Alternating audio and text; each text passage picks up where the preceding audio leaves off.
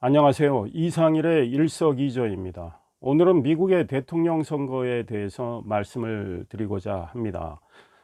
저는 중앙일보 워싱턴 특파원으로서 3년 6개월 동안 미국 워싱턴에서 활동을 했습니다. 2006년 1월부터 3년 6개월 워싱턴에 있었습니다. 그때 버락 오바마 미국의 민주당 후보가 존 맥케인 미국의 공화당 후보를 2008년 대선에서 이기는 과정을 직접 보고 취재하고 우리 국민들께 중앙일보 지면을 통해서 소개를 많이 해드렸습니다. 버락 오바마와 힐러리 클린턴의 경선 과정 매우 치열했는데요. 그 과정도 보도를 해드렸습니다. 이후 저는 미국 대선에 대해서 많은 관심을 갖고 있고 이번에도 조 바이든 미국의 민주당 후보와 미국의 공화당 소속 대통령인 트럼프의 경쟁을 굉장히 관심 있게 지켜보고 있습니다. 미국 대통령 선거가 중요한 것은 대한민국의 외교 문제, 한미 동맹, 북한 핵 문제와 직결되기 때문입니다. 어떤 사람이 미국의 대통령이 되느냐에 따라서 한미 동맹, 북한 핵 문제를 비롯한 한반도 상황에 많은 변화가 생기기 때문이죠. 따라서 미국의 대통령 선거를 우리 정치권에서도 굉장히 관심 있게 지켜보고 있다고 생각을 합니다.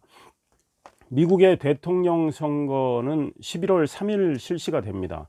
아직 시간이 많이 남았습니다. 때문에 현재로서 어떤 후보가 당선이 될 것이다 이렇게 단정적으로 말씀드리긴 어렵습니다. 그러나 일종의 어떤 흐름은 잡혀가고 있다.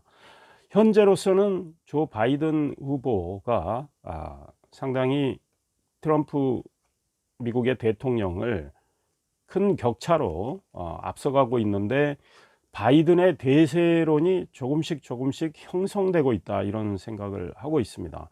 그러나 앞으로 9월 10월 이런 2개월이 넘는 기간이 남았기 때문에 어떤 변화가 일어날지 모릅니다. 미국에서는 옥토버 서프라이즈 10월의 충격이라는 이런 말이 있습니다. 대선이 주로 11월 초에 치러지기 때문에 미국 대선은 첫 번째 월요일이 들어가 있는 그 주에 화요일 날 대선이 치러지는데요.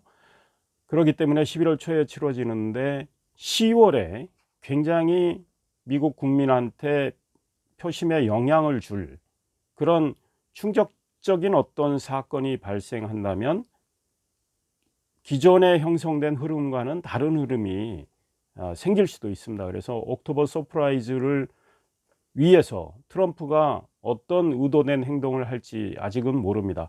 그래서 트럼프가 김정은하고 10월에 깜짝 회담을 한다. 이런 가능성이 있다.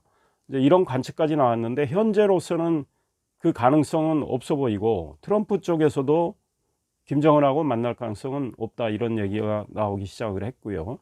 김정은도 트럼프와 만날 생각은 없다. 현재 이런 생각을 하고 있습니다. 우리나라 문재인 대통령의 경우는 미국 대선 전에 트럼프하고 김정은이 만났으면 좋겠다. 이런 희망을 피력한 적도 있습니다. 그거는 트럼프가 미국에서 다시 재선되기를 좀 원하지 않느냐 이렇게 해석할 수도 있는 이런 측면이 있는데 한국 정부의 희망대로 10월에 트럼프 김정은의 만남이 일어날 가능성은 별로 없어 보인다. 물론 10월 이야기를 지금 단정적으로 말하기는 어려워서 지켜는 봐야 되겠지만 일단 현재로서는 그 가능성은 작다 이런 생각을 합니다. 미국의 대통령 선거는 대한민국의 선거 방식과는 다릅니다. 미국 국민들도 직접 선거를 합니다. 직접 투표를 합니다. 그러나 그 국민들의 투표 수가 모아져서 우리처럼 한 표라도 많은 국민의 표를 가진 후보가 대통령이 되는 것은 아닙니다. 미국은 선거인단을 통해서 대통령을 뽑기 때문에 일종의 국민은 직접 투표를 하지만 그걸 통해서 선거인단을 뽑고 그 선거인단이 미국의 후보한테 투표하는 형식이어서 간접 선거의 형태를 띠고 있습니다. 그래서 미국은 주별로 선거인단이 할당이 돼 있습니다. 선거인단은 538명인데요. 미국의 하원이 435명의 의원이 있습니다. 거기에다가 상원 의원 100명 플러스를 하면 535명, 거기에 미국의 수도인 워싱턴 DC에 할당된 선거인단, 이 3명 포함해서 선거인단이 538명입니다. 하원 의원, 상원 의원이 선거인단이라는 뜻은 아닙니다. 하원 의원 숫자, 상원 의원 숫자 더한 거에 워싱턴 DC에 할당된 선거인단 숫자 셋을 더해서 538명의 선거인단이 있고, 이 선거인단의 과반을 획득을 하면 대통령이 됩니다. 그러니까 선거인단 270 이상을 획득을 해야 대통령이 되는 겁니다. 4년 전에 힐러리 클린턴의 경우에 국민의 직접 투표율에서는 득표를 트럼프보다 2.1%포인트 많이 했습니다. 그러나 선거인단 확보에 있어서 힐러리가 뒤졌기 때문에 트럼프가 훨씬 많은 304명의 선거인단을 확보하고 힐러리는 228명의 선거인단을 가져갔기 때문에 결국은 트럼프가 승리를 하게 됐던 거죠.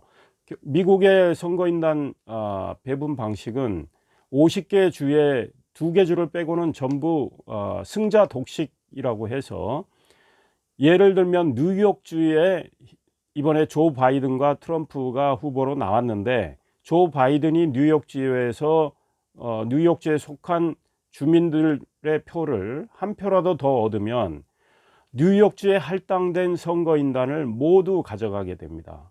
그래서 승자 독식 제도라고 하는데, 이렇게 선거인단을 이런 식으로 배분을 해가지고 선거인단 확보의 절반을 넘기면 대통령이 되는 겁니다. 따라서 인구가 많은 주, 거기에는 선거인단이 많이 배분되어 있는데 여기서 이기는 게 중요할 거고요.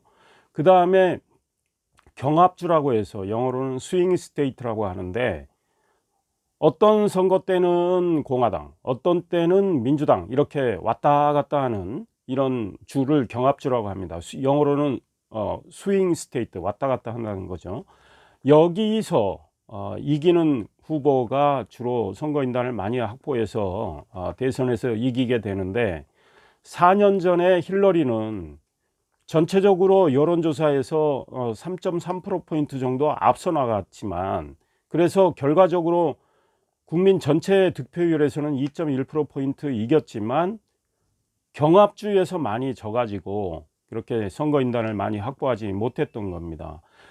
그 경합주라는 것은 애리조나, 펜실베니아, 노스캐롤라이나, 오하이오, 미시간, 위스콘신 이런 쪽에 있는 주들인데요. 지금으로 이야기하자면 뭐 중도 성향에 있는 사람들이 좀 많이 있는 곳이라고 할 수 있겠습니다. 어찌됐든 이 경합주에서 누가 이기느냐에 따라서 미국 대선 결과는 달라진다, 이런 말씀을 드리고 싶고요. 미국의 정치 전문 매체가 있는데 538이라는 매체가 있습니다. 각종 여론조사 결과를 취합을 해서 이걸 컴퓨터로 종합을 하고 시뮬레이션을 뭐 거의 4만 번 가량 이렇게 돌린 다음에 당선 가능성을 예측을 하고 있는데, 8월 12일 538이 발표한 당선 가능성에 따르면 트럼프의 경우에 한 29%, 조 바이든의 경우에 71%의 당선 가능성이 있다, 이렇게 예측을 했습니다. 미국의 다른 매체들도 당선 가능성을 조 바이든 쪽으로 더 많이 예측을 하고 있습니다. 그러나 아직 대선일까지는 시간이 많이 남았기 때문에 그 흐름을 지켜봐야 된다. 트럼프의 경우는 현재 꽤 열세인 상황입니다. 여론조사 평균으로 하면은 한 8.3%포인트 조 바이든에게 뒤지고 있는 상황입니다. 경합주에서도 조 바이든한테 대부분 뒤지고 있습니다. 물론 일부는 오차 범위 내에서 뒤지기 때문에 얼마든지 뒤집을 수는 있다고 생각하는데, 경합주에서 4년 전에 힐러리는 경합주에서 많이 트럼프에게 좀 뒤졌습니다. 전체적으로는 이겼어도. 그러나 조 바이든은 지금 경합주에서도 앞서 나가고 있다. 4년 전에 힐러리가 현 시점, 지금 8월 중순 시점에서 한 3.3%포인트 정도 앞서 나가는 형국이었는데, 지금은 조 바이든은 8.3%포인트 정도 앞서 나가는 형국. 게다가 경합주에서 어떤 곳은 오차범위 밖에서, 어떤 곳은 오차범위 내에서 앞서가고 있고, 공화당이 아주 강세인 지역 텍사스에서도 조 바이든과 트럼프가 거의 비슷하게 여론조사가 나오기 때문에 현재로서는 바이든이 우세해 보인다는 게 미국 언론의 관측이고, 영국의 권위 있는 언론인 이코노미스트도 그렇게 관측을 하고 있습니다. 따라서 트럼프 입장에서는 이 현재 형성되고 있는 것으로 보이는 바이든 대세론을 어떻게든 격파를 해야 될 겁니다. 트럼프가 그래서 주력하는 것이 코로나19 백신을 조속히 개발하는 겁니다. 미국 연방정부가 지원을 해가지고 현재 6개의 백신 개발이 시도가 되고 있는데, 트럼프는 이런 이야기를 했습니다. 11월 3일 대선 전에 백신 접종이 이루어질 수도 있다. 이미 뭐 러시아는 백신을 개발했다고 주장하는데 그 신뢰도는 국제사회에서 그게 그다지 높게 쳐주지는 않는 것 같은데, 만약에 미국에서 백신 개발이 완성이 되고 미국의 FDA 식품의약품 안전처 여기서 승인을 한다면, 그것도 미국의 대선 전에 그런 승인이 떨어진다면 트럼프로서는 굉장히 반전의 기회를 잡을 수 있는데, 현재 미국의 국립보건원장에 따르면 최근 8월 13일 이 사람이 기자들하고 이야기를 했을 때 미국 대선 전에 백신 개발 승인이 이루어지긴 어렵다. 그러니까 트럼프로서는 다른 카드를 또 만지작거려야 됩니다. 트럼프는 김정은과 10월에 만나서 옥토버 서프라이즈를 할 것 같다라는 이야기도 한때 나왔는데 그 가능성은 적어 보이고, 문재인 정부는 미국 대선 전에 트럼프와 김정은이 좀 만나기를 굉장히 희망하는 것 같아요. 그래서 그런 설도 문재인 정부에서 좀 퍼뜨리기도 했는데, 현재 미국의 공화당 내에서도 대선 전에 트럼프 김정은 만남은 이루어지기는 어려울 것 같다, 이런 관측도 나오고, 북한은 우리는 관심 없다, 현재 이런 입장입니다. 그래서 트럼프로서는 코로나 백신 개발도 안 되고 뭐 김정은과 만남을 통해서 북한의 핵 문제와 관련해서 어떤 돌파구를 마련할 가능성도 없기 때문에 옥토버 서프라이즈가 뭐가 있을까, 이제 이런 생각이 듭니다. 트럼프도 많은 궁리를 하겠지만 지켜봐야 될 것 같고요. 현재로서는 이미 말씀드린 대로 조 바이든의 대세론이 조금씩 더 형성이 되고 있다. 조 바이든은 오바마 대통령 시절에 부통령을 지낸 사람입니다. 나이가 만으로 77, 나이가 꽤 많습니다. 그리고 미국의 상원의 외교위원장을 3번이나 역임한 아주 베테랑의 외교 경륜을 갖고 있는 사람입니다. 이 바이든이 대통령이 될 경우에는 북한에 대해서 트럼프와 다른 접근 방법을 시도할 걸로 생각을 합니다. 바이든은 이런 이야기를 했습니다. 트럼프처럼 톱다운 방식으로, 그러니까 정상 간에 서로 연락해서 만나가지고 외교 회담 현장에서 자기들끼리 문제를 풀어가는 이런 방식은 취하지 않겠다. 실무 레벨에서 계속 접촉을 통해서 합의점을 하나하나씩 따지고 만들어가는 이런 방식, 그래서 최종적으로 정상들이 만나서 그걸 완결하는 이런 방식을 취하겠다, 이렇게 이야기를 했습니다.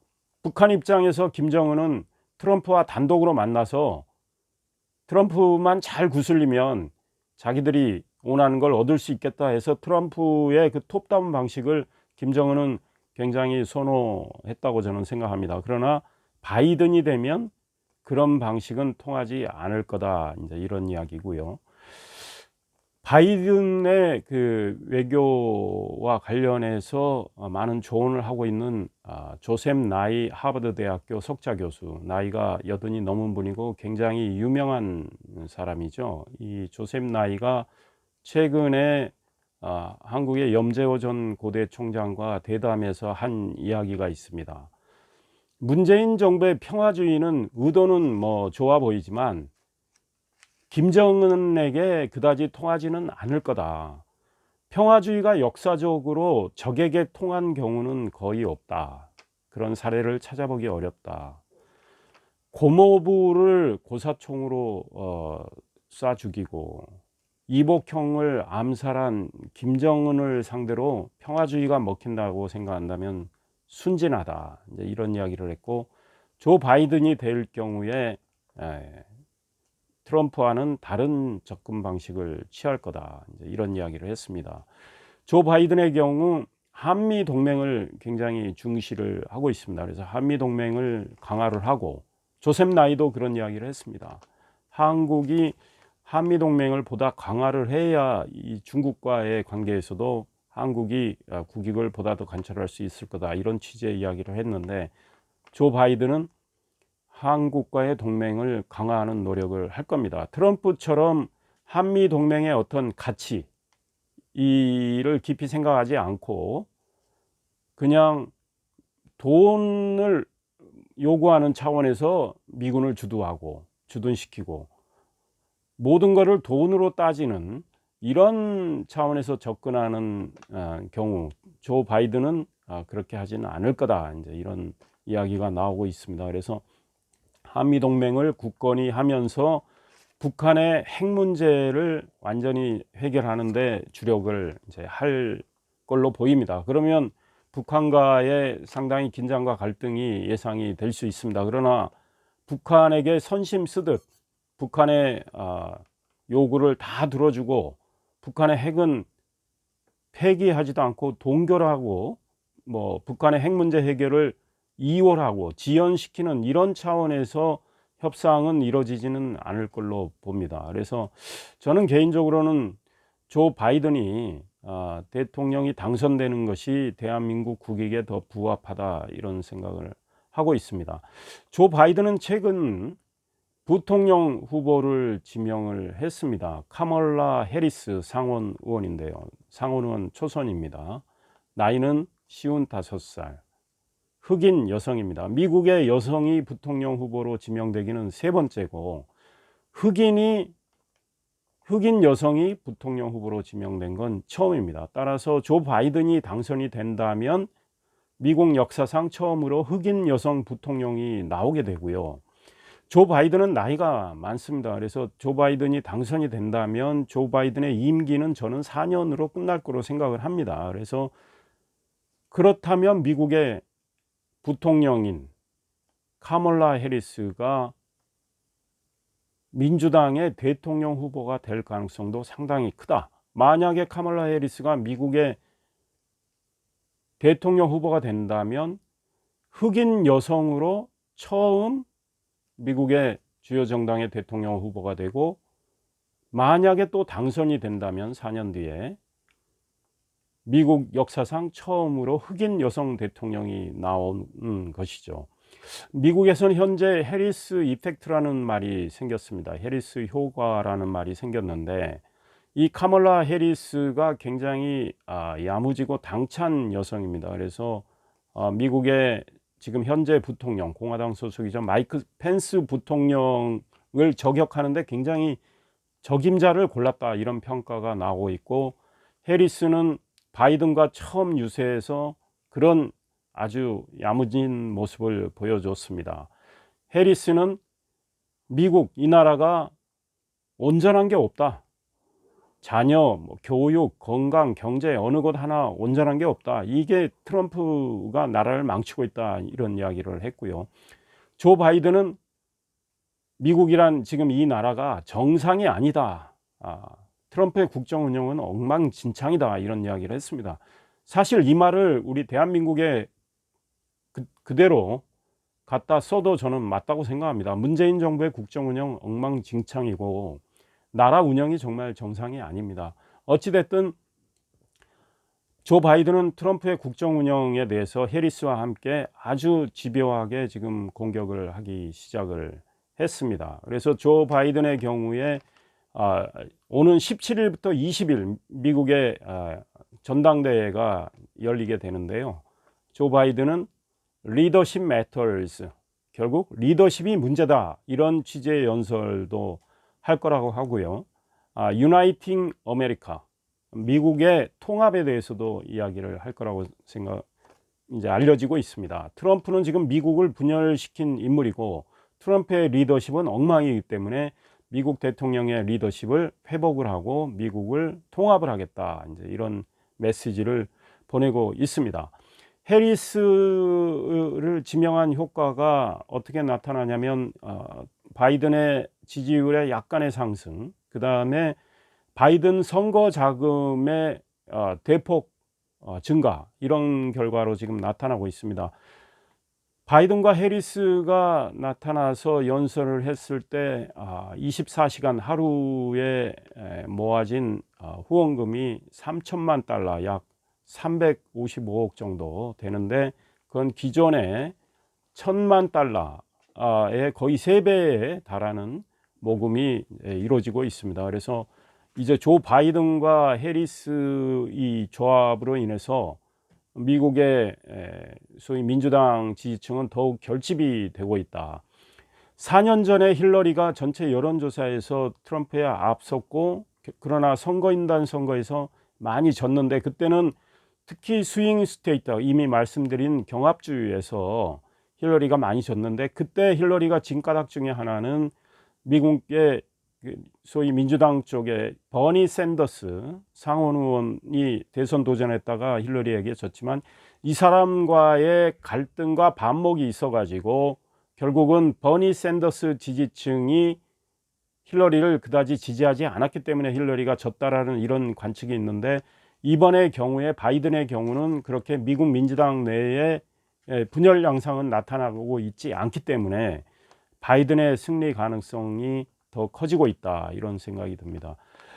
카멀라 해리스의 경우에 카멀라라는 말은 산스크리트어의 연꽃이라는 뜻이라고 합니다. 카멀라 해리스는 인도계 타밀족의 어머니를 두고 있고요.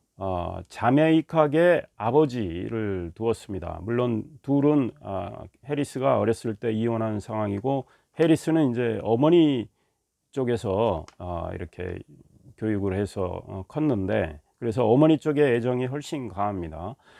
카멀라 해리스의 경우 아버지하고 어머니가 미국에 유학을 와서 미국에서 만나서 결혼을 했고, 이제 캘리포니아에서 자랐습니다. 그래서 카멀라 해리스는 워싱턴 DC에 있는 하워드 대학을 졸업을 하고 캘리포니아 대학의 로스쿨로 진학을 해서 이제 변호사가 됐는데, 이 사람이 샌프란시스코의 법무부 장관을 하고 나서 캘리포니아주 법무부 장관을 하고 주 상원의원 한 다음에 지금 연방 상원의원까지 성장한 사람입니다. 그래서 흑인 여성으로서 유리천장을 계속 깨왔다는 평가를 받고 있고, 아주 당찬 여성이어서 미국 국민들의 많은 관심을 갖고 있습니다. 앞으로 조 바이든과 해리스가 트럼프와 마이크 펜스의 이 조를 어떻게 상대를 해서 계속 리드를 유지해 나갈지 관심 있게 지켜봐 주시기 바랍니다. 이상일의 일석이조였습니다. 감사합니다.